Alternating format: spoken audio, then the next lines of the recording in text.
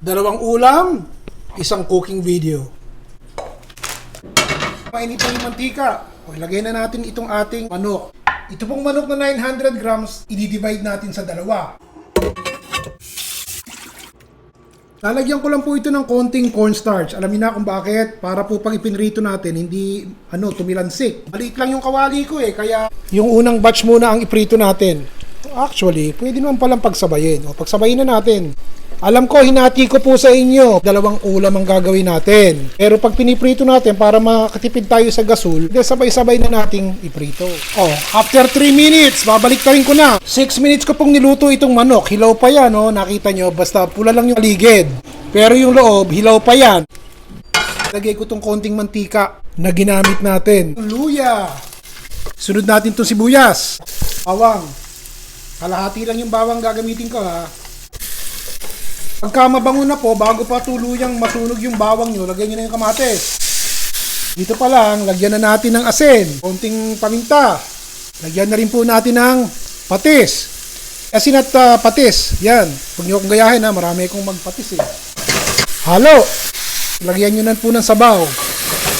Depende po sa inyo kung gaano karaming sabaw ang ilalagay nyo. Ito po ay 3 cups ng tubig. Takpan natin, ilakas ang apoy hanggang kumulo. Teka, nalimutan ko. Kung gusto nyo lagyan ng konting yung seasoning, lagyan natin. Okay, let's check it out. Kumukulo na. Luray-luray na yung kamatis. Yung manok naman ang ilalagay natin. Takpan. Narinig nyo yun. 3 minutes po yun. Aba. Yung pechay natin, sariwa. Bago nyo subo yung pechay, dapat sariwa yan. Patay ng apoy. Takpan. Tapos ang laban. Konting mantika. Painit po tayo. Prito po muna natin ng konti itong ating banos. Pag medyo brown-brown na, okay na yun. Kaya muna natin siya dyan sa isang bowl, sa isang tasa. May natitirang konting mantika, di ba? Ano siyang nasa kawali, yung konting yun. Ibabalik ko po yung ating chicken na sinangkot siya kanina. Hilaw pa to Yung natirang bawang, lagay na natin. Timplahan na natin ng konting toyo. Mga 3 tablespoons ng toyo.